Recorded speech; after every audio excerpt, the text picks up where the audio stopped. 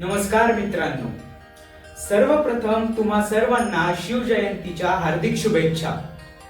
मित्रांनो, तर दिवस होता 19 फेब्रुवारी 1630.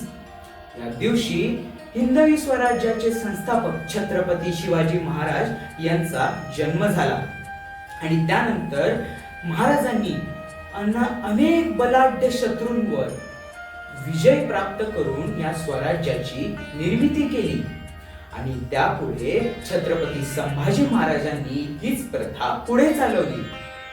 मित्रांनो, आजकाल या सोशल मीडियाच्या काळामध्ये आपण महाराजांविषयी फक्त बोलतो किंवा वाचतो, पण आपण हे केल्यासोबतच महाराजांचे विचार देखील आपल्या दैनंदिन जीवनामध्ये आचरणात आणायला हवे.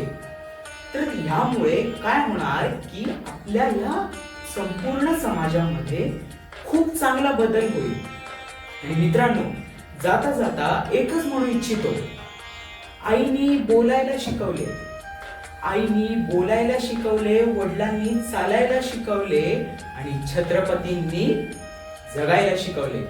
जय शिवराय मित्रांनो. जर तुम्हाला हा व्हिडिओ आवडला असेल तर लाईक, शेअर आणि सबस्क्राईब करायला विसरू नका. धन्यवाद.